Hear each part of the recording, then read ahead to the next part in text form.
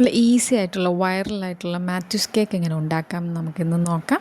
അതിന് വേണ്ട ingredients: 1 cup മൈദ എടുക്കുക, 1 കപ്പ് പൊടിച്ച പഞ്ചസാര, 1/2 cup cocoa powder, 1/2 teaspoon baking soda, 1 teaspoon baking powder. എല്ലാം കൂടെ ഒന്ന് മിക്സ് ചെയ്യുക. 1/4 ടീസ്പൂൺ ഉപ്പ്, 1 മുട്ട, 1/4 cup sunflower oil, 1/2 cup butter milk. എല്ലാം കൂടെ നല്ലപോലെ ഒന്ന് യോജിപ്പിക്കുക.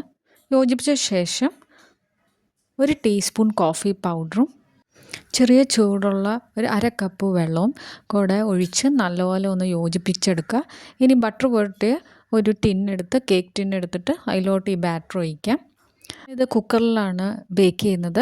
അത് നേരത്തെ 10 മിനിറ്റ് മുമ്പ് പ്രീ ഹീറ്റ് ചെയ്ത കുക്കറിലോട്ട് നമ്മൾ ഒരു അടിയിൽ വെസൽ വെച്ച് അതിലോട്ട് കേക്ക് ടിൻ നമുക്ക് വയ്ക്കാം. വിസിലൊക്കെ മാറ്റി വെച്ച് ഒരു 30 to 35 മിനിറ്റ്സ് ലോ ഫ്ലെയിമിൽ നമുക്ക് കുക്ക് ചെയ്തെടുക്കാം. ഒരു ടൂത്ത് പിക്ക് കുത്തി നോക്കുമ്പോൾ അതിലൊന്നും പറ്റിയിട്ടില്ലെങ്കിൽ അതാണ് കുക്ക് ചെയ്യുക എന്നർത്ഥം.